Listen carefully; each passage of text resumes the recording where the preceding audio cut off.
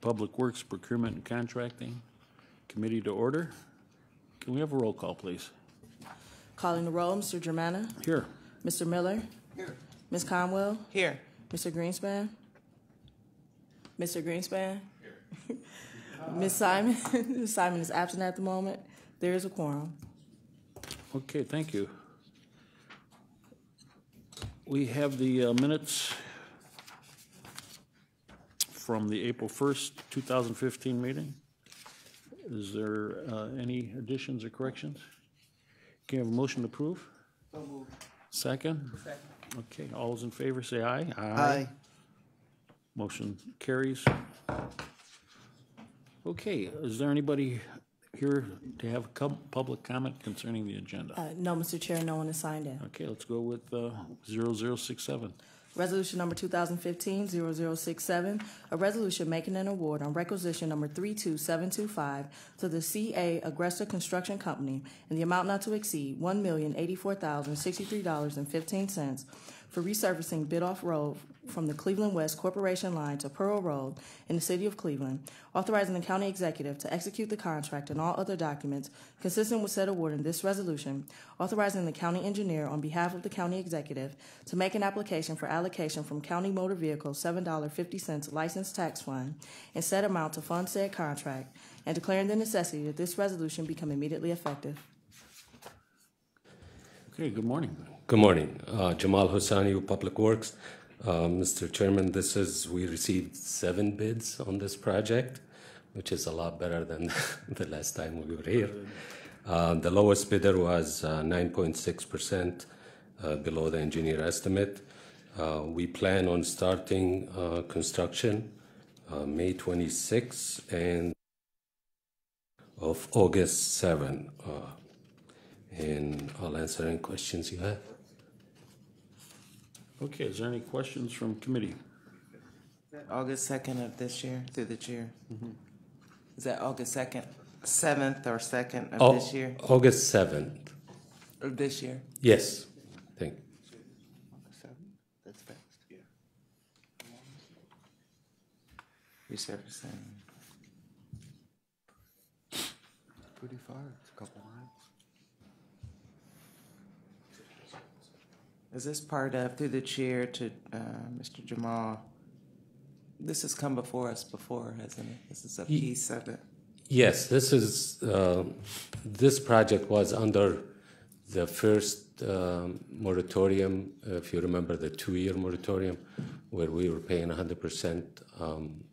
So this is not the second program, but that first program. So yeah, the county is paying 100% of this project. Okay. I see there was only one bidder that was lower, and he was non-compliant with the SPE.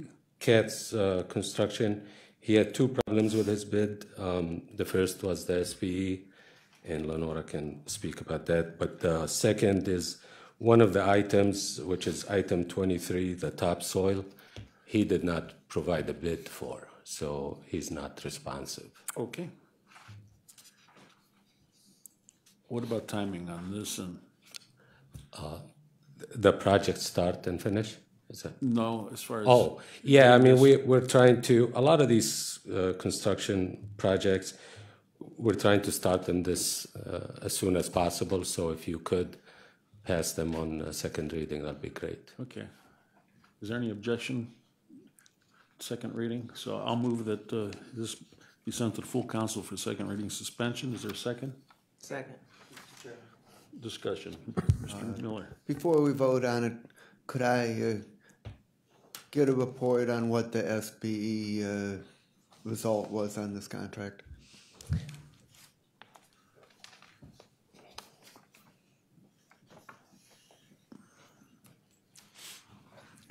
Good morning, Lenora Lockett, Office of Procurement and Diversity. The SBE goal for this item was 30%. The lowest bidder proposed 27%, but did not provide documentation of a good faith effort to meet the remaining 3%, so they were determined to be non-compliant. And how much did Agresta bid? 32.11% SBE participation. Mm-hmm. And how much lower was the other bidder?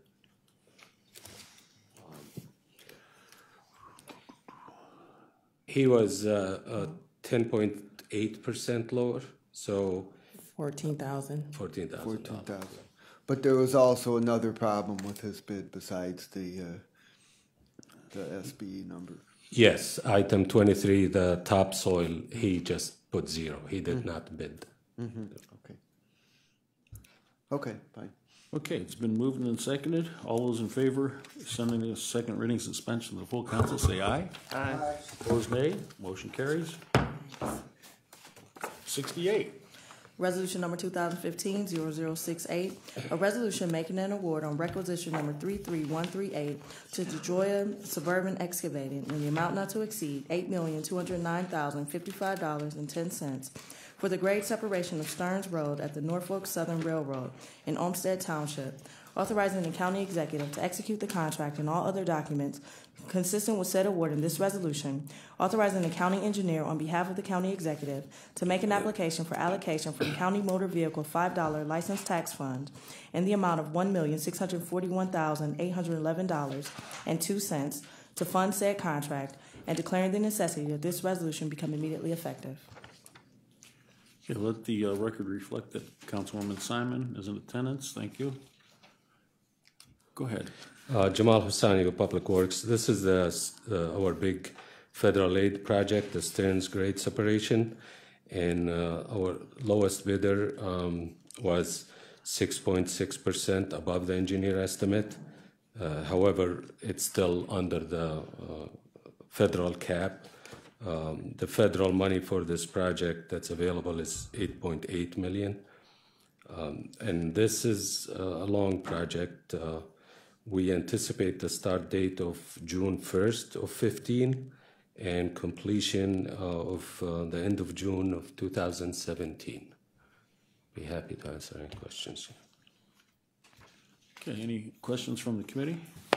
Through the chair. Go ahead. Yvonne? I just wondered if were all the bidders over the engineer's estimate? Yes, we had we had 4 bidders. One bidder was almost 47% over, so we couldn't even give it to him.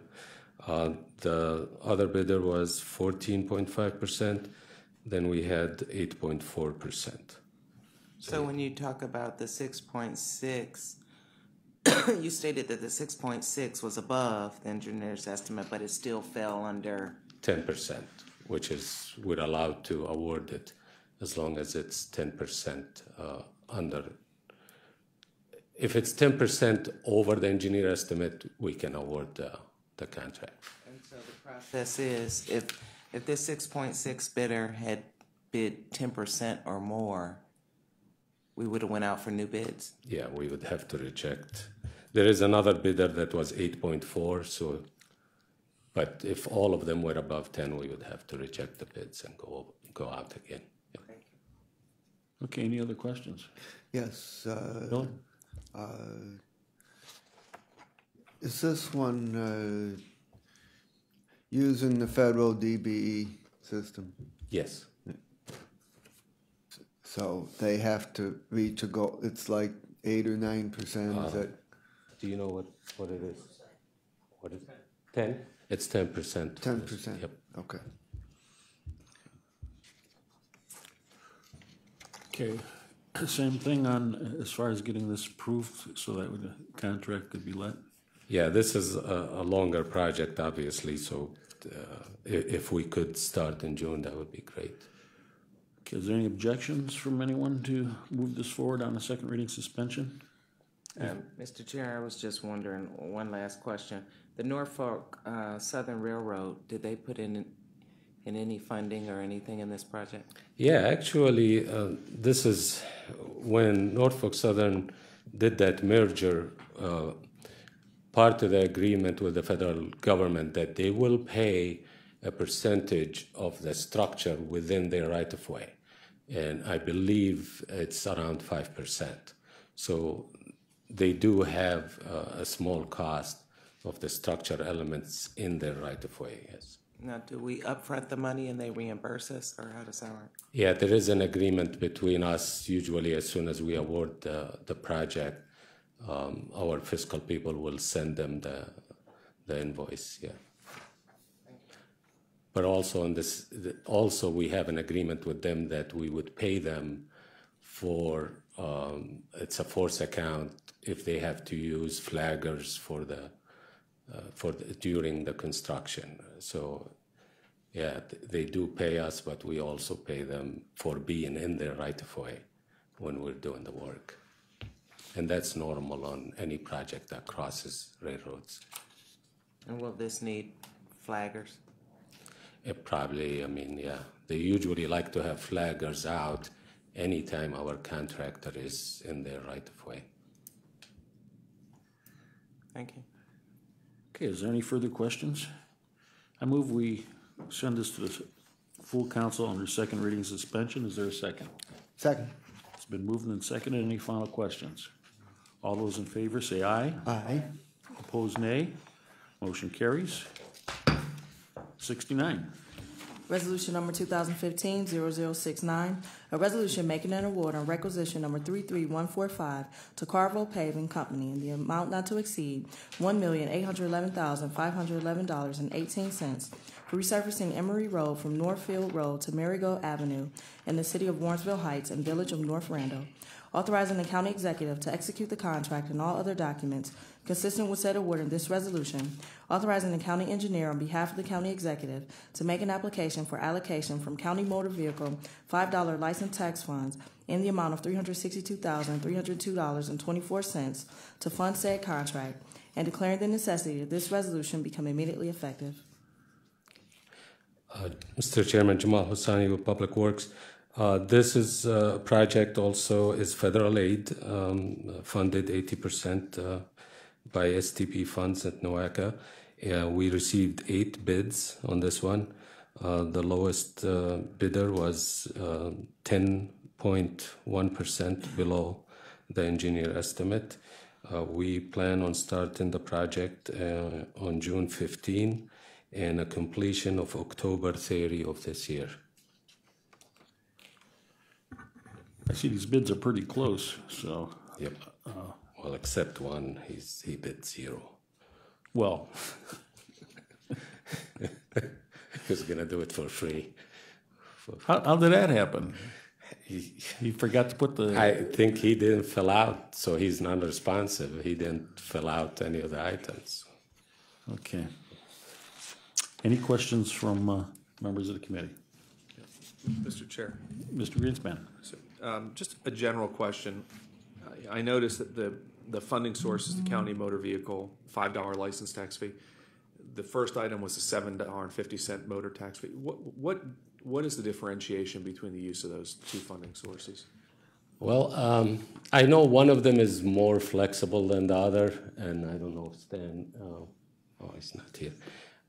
I can check with Mike Chambers on that. Our fiscal officer, he kind of tells us where he wants to put it. I know the 750 is more flexible than the 5, but I can find out and let you know. Okay, and then one further question on the not to exceed amount. This is there was a moratorium that was made the match was made permanent. It was temporary for 2 years, then we made it permanent, and that's continuing in this project and other projects as well. Yes. The second program after that 2-year moratorium was a 5-year Right. only. Right. And yeah, a lot of these projects, some of them were started under the 2, and some of them you're going to see under the 5-year program. When I said permanent, I meant, I'm sorry, extended. Yeah. It was extended for 5 more 5 years. years, So there's a zero municipal match. Yep. Okay, Yep. great. Thank you. Okay, any further questions? Chair. Through the chair to Mr. Jamal, are any of these bidders new to county bidding since it was 8? All of them I've heard before. This CATS construction, I think that's the one I haven't seen much before. And since all the bids were all close, did we just go by the the money percentage, or? It's the lowest and best, yeah, which is the minus 10%. So we didn't look at the best qualification in this, we just went with the lowest. Well, I mean, yes, Carvo is well known too. Okay, and I know they're well known, but Yeah. you know, we're trying to Yeah, spread we the just- wealth a little bit in the county. We just went with the some of it. lowest. And I know I've seen Carvo paving Yeah. several times, so Yeah. just wanted to bring that point up. Okay, is there any objection to sending this on second reading suspension?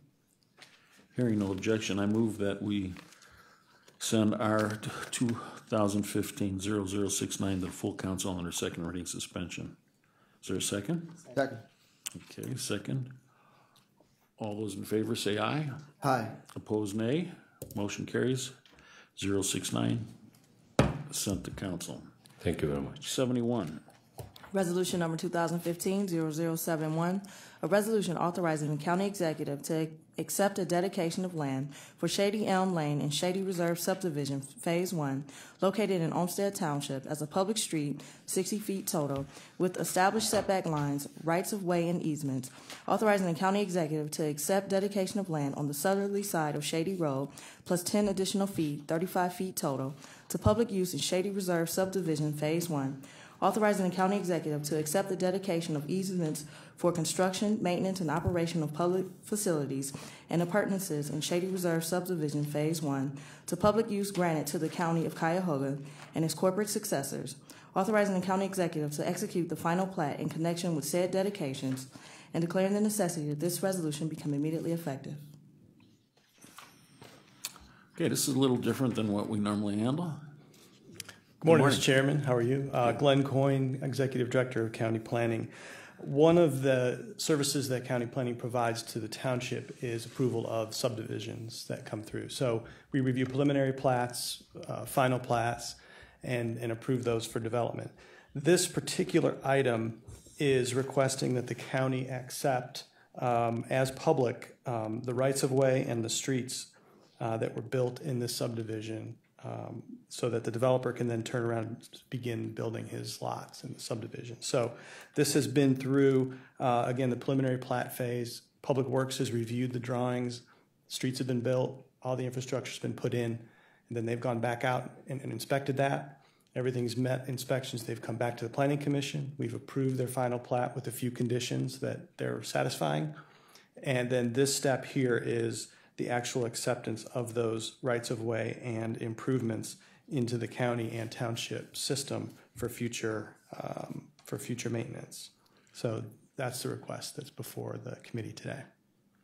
Is there any objection by the community or citizens concerning this development?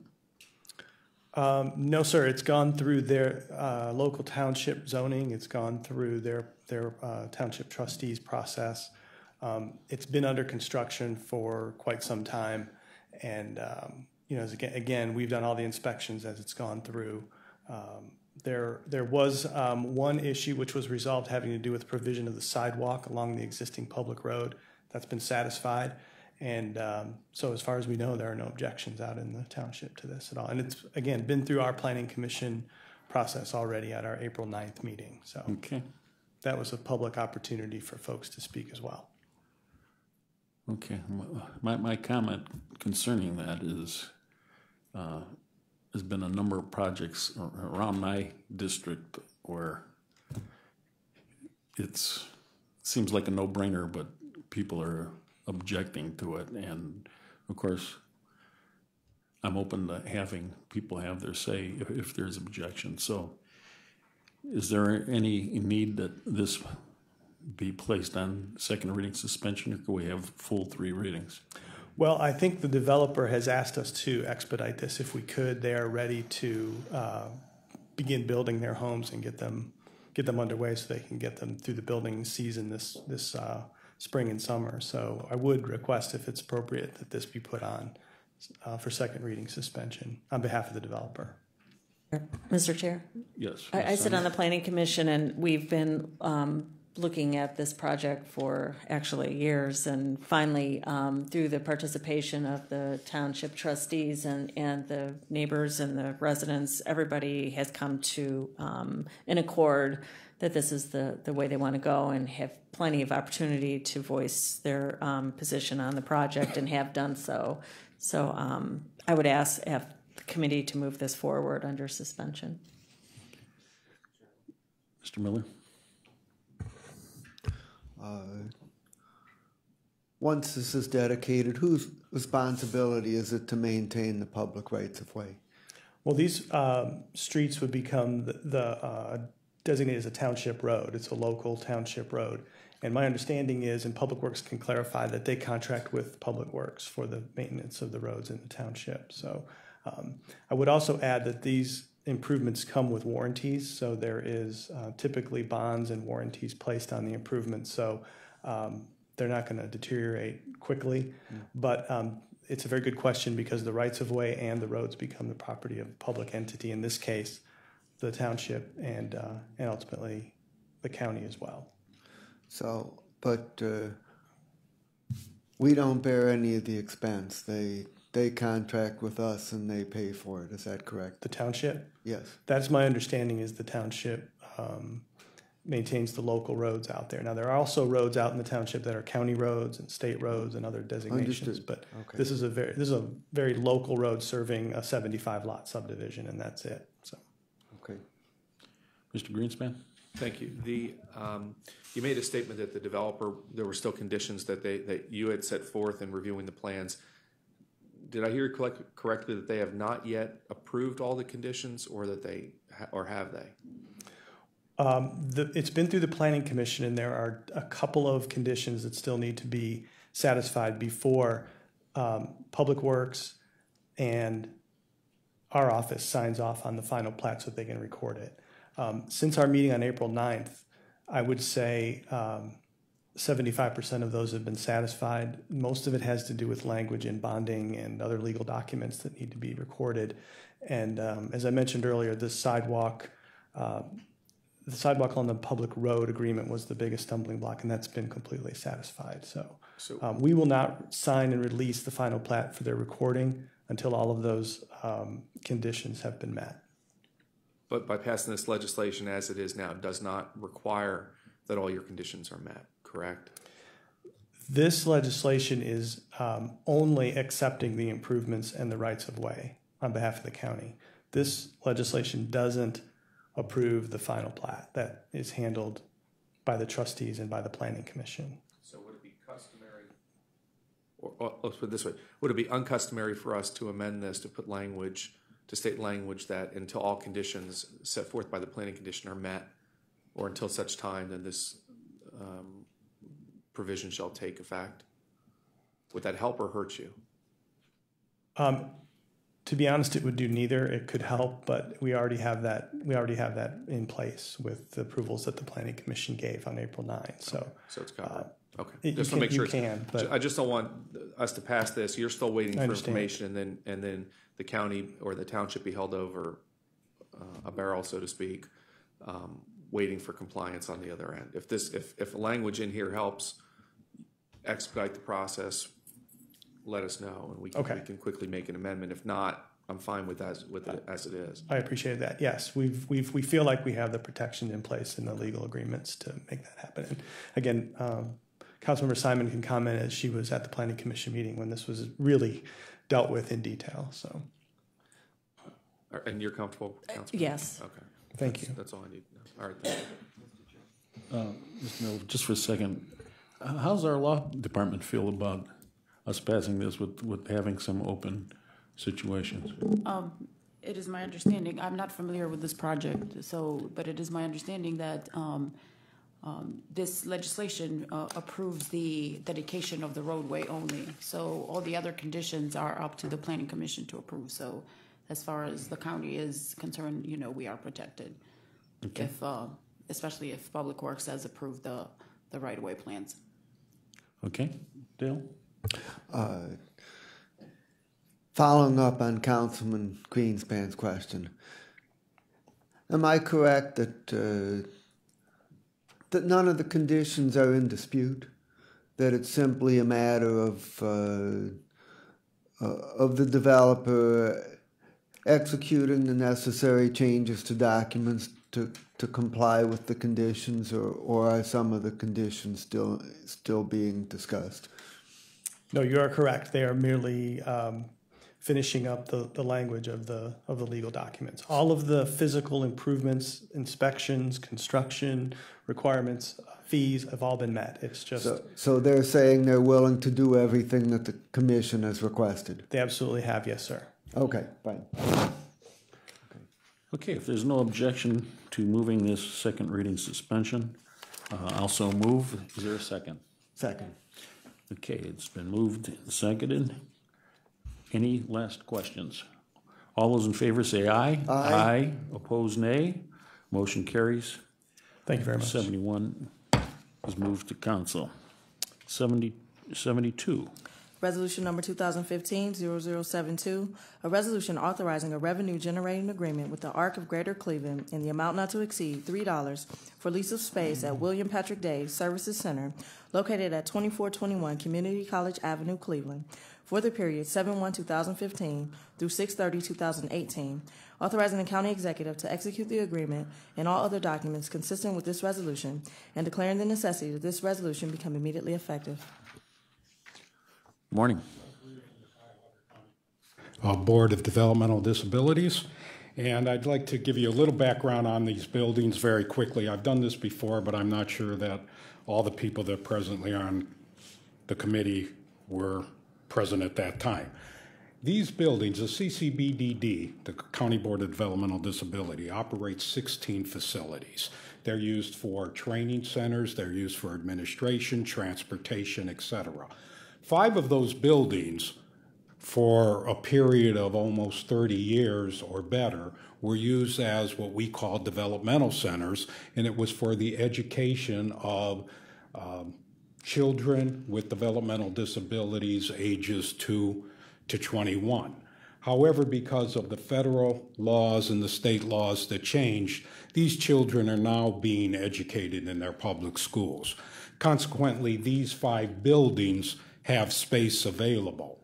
Most of the space is occupied by various offices of or divisions of the Board of Developmental Disabilities. For example, our OTs, PTs, behavioral health, employment, and things of that nature. However, and I must say that these buildings were also built, operated, maintained for the past 30-some years exclusively with board funds. There were no county funds involved in the building or operation or maintenance of these buildings. Consequently, we do have space, even though we utilize a lot of it. And, we wish to make that space available through rentals, or in the case of the 2 leases that we're going to talk about today, some of our partner agencies. The first, the Arc of Greater Cleveland. They desire to use about 400 square feet of our William Patrick Day Center right on Community College Boulevard. That's right behind Charity Hospital and across the street from Tri-C.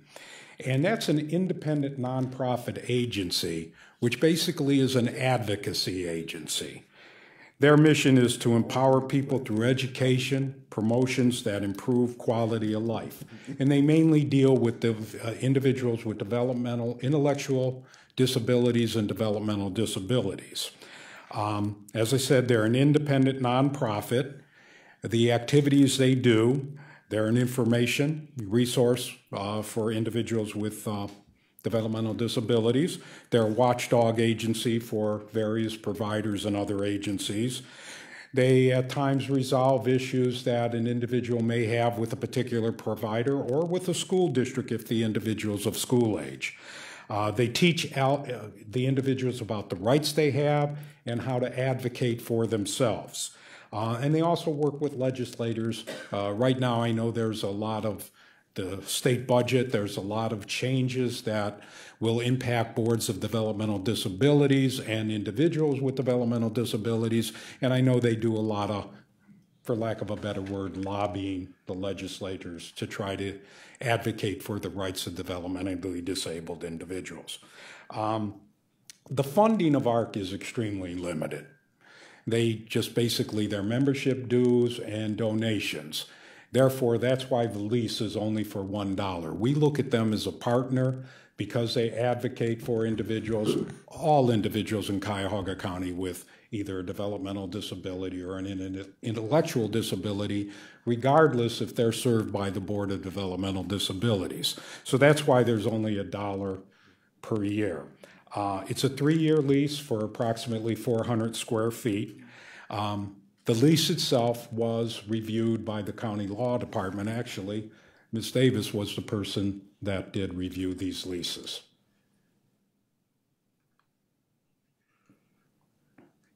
I just to get a little bit clearer on this, the buildings are owned by the Board of Developmental Disabilities. No, the buildings, and I should have said that.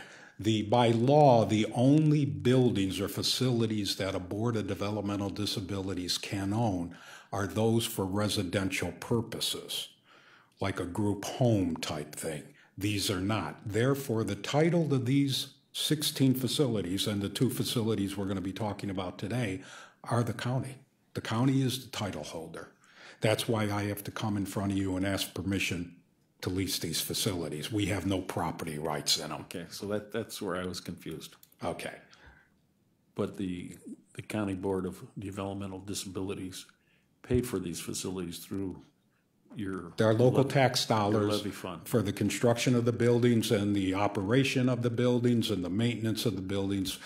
And I think the first building was Pat Day back in 1972 that we actually had a piece in a building and constructing and everything else. And again, all the funds for these various buildings, whether they were built or bought or purchased from someone else, were developmental disabilities, local levy dollars. Okay. Any questions from members of the committee? Mr. Miller. I would just say that it's a good collaboration, and it's 400 square feet is a cubby hole. It's not like you're providing a huge amount of space, and so I'm fine, and I think it's a good thing. Thank you. Okay. Okay, Yvonne, go ahead. You done, Councilman? Through the chair, since the law changed, the 5 buildings that you talked about earlier, they no longer have children in it? 2 of them have children, but they're not children served by the Board of Developmental Disabilities. We lease space at Green Road and Pat Day to Head Starts, the Council of Economic Opportunities for Greater Cleveland. And I think 2 years ago or a year ago, I brought those leases in front of this committee to approve. Yes. But other than that, occasionally a child that we serve may come in the building for an evaluation or to meet with parents as a team. But generally speaking, the Board of DD is offering no services to children in those buildings. Our early intervention services, we do provide those, but they are provided in the home. Okay, so is there currently any of these buildings that you talked about that still need to be leased out or available? They're almost all filled now. They're all let me just, the building in Westlake, prior to this form of county government, it's a long-term lease with the Achievement Center for Children. Now that building, Achievement Center for Children, children they serve come into that building. I think that goes until around 2021 or 2022. Parma Developmental Center, which is now called Big Creek Service Center, is totally utilized by our case managers that coordinate service for our families. Forest Hills Service Center in East Cleveland is totally used by our case managers and some of the other departments. Green Road, again, that has a variety of our departments, behavioral health, OT, PT in there. And we do have one of our subcontractors offer one of their programs in there. And the rest of it is primarily for the Head Start program. William Patrick Day is the same thing. We have our early intervention people down there. We have our employment service people there. And the vast majority of that building, again, is going to be leased by the Head Start program. So we're now down to that point that you're only going to find a cubby hole, if that, in those buildings. Okay, so they're all utilized. Oh, they're almost totally utilized. Could you send us a list of all the agencies that are in Definitely. these buildings? And I thought the next one we were talking about was William Pat Day. So this was across from the community college, next to, I want to say, St. Vincent Sister Charities. I would rather I used to be principal there for years, so I rather classify it that it's behind St. Vincent. And actually, when St. Joe's had a school there, it was more directly across the street from the school. Now it's kind of a parking lot, and if you look out, it's their United Technology building or whatever it is. And there used to be the Cedar Estates, which are no longer there. Now it's just an empty field. And I think this is actually on the border of my district, but I believe it's probably Councilman Jones. Oh. Yeah. Not mine. Thank you. Okay, does this need to be moved along, or? No, the effective dates are, I think, July 1st. So there's no real immediacy like next week that we're entering into the lease. Okay. I tried to be as proactive as possible with them. Well, if there's not a need to have a second reading suspension, I don't see why we should not just put this for second reading to the council, and then it'll be approved at the meeting following. Okay. Okay, anybody want to make this motion? I'll make a motion that this goes to the full council for the second reading. Is there a second? Second. Okay, it's been moved and seconded.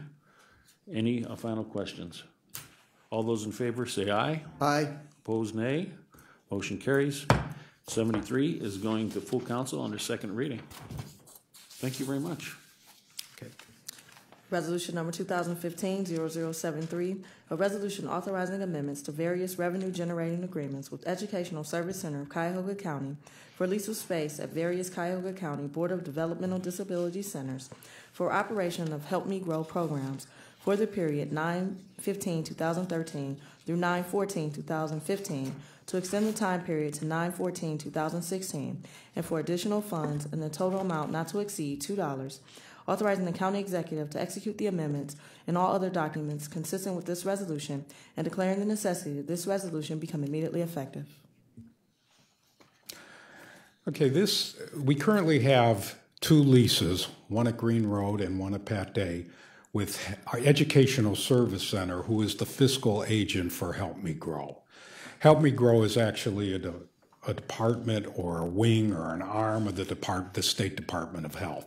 And they're responsible for a variety of different activities for children in Cuyahoga County age 0 to 2. One of the functions is service coordination, and I'm just going to describe that. They're like a broker. In other words, they bring families together and they help families select the various service providers that are going to provide services to the children, whether it's OT, PT, speech, whatever it is. They bring them to the table and they select, and they also draw up the plan of how you're going to serve those children. Now, some of those children, not some of them, well over 1,000 of those children are quote unquote served by the County Board of Developmental Disability. It's our early intervention specialists, our OT, PT, speech people that have been selected by the parent to provide those services. So these service coordinators I think there's either 12 or 10 at each of the two buildings. They just are, that's their administrative space where they operate out of. They're a partner of ours, and it's also very conducive that they're in our buildings where our people are. So when you have teaming functions, meeting with parents, it's easier to organize those meetings. So what we're doing right now, we're asking for a 1-year extension on both of those leases, to amend those leases for an additional year. I think they're up in September, sometime around then. And they're a good partner with us. They're a vital partner of ours. We need service coordination. Now, the rationale really of only charging them $1, in addition to them being a partner, we charge them money or more dollars, there's less service coordination that goes on. So in essence, less of our children that we serve could be eligible for this service coordination. So in a roundabout manner, so to speak, by us allowing them to rent our facility for such a small nominal fee, it gives the opportunity for more children, 0 to 2, to be served.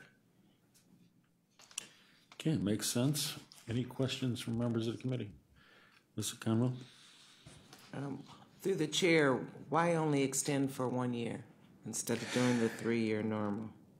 Because there's a lot of changes going on in the field of developmental disabilities at the state level. And consequently, I think both Help Me Grow and the Board of Developmental Disabilities is somewhat feeling their way through all these changes right now. So I don't know that at this point in time, either agency wants to say, hey, we can go another 2 years or 3 years. There may be changes that affect this lease or affect how they provide services or how we provide services. And just wondering, since you stated the buildings are basically owned by the county, are we doing the maintenance? No, we do the maintenance. We totally manage. And I got to add this, that the daily cleaning of those buildings are done by individuals with developmental disabilities. And if you ever went into any of our facilities, you'd be proud. They do such a great job cleaning those buildings, and they have been maintained so well over the past 30-some years. And they're part of SAW, aren't they? SAW is kind of an arm of the board, but the people that clean the buildings, they're eligible for our services, but SAW is actually the employer. And what we do is we contract with SAW to clean those buildings with the SAW employees. Thank you. Any other questions? Yes. Mr. Miller? What are the square footages involved? The square footage, at Pat Day, it's about 829 square feet. I was always able to get that. Over at Green Road, because they use a variety of buildings, spaces in a variety of classrooms, maybe 3 or 4 classrooms, I never got a square footage on that. But at Pat Day, it's approximately 829 square feet. I would assume when you look at the square footage needed at Green Road, it's going to be similar. Mm-hmm. Just because the amount of employees and their desk and everything else are similar. Okay, I'm good. Okay. A motion. Okay. Second, to refer to full council for second reading. Okay. Any final questions? Okay, it's been moved and seconded. All those in favor say aye. Aye. Opposed, nay. Motion carries. Thank you. 0073 is referred to council for second reading. That concludes our agenda. Everybody is expecting that we are going to be here until 12:30, 1 o'clock, 1:30. It's because the chairman is just so efficient. Thank you very much. Anybody else for public comment? No, Mr. Chair, no one is signed in. Okay, thanks. Since that concludes our business, I'll call this meeting adjourned. Thank you.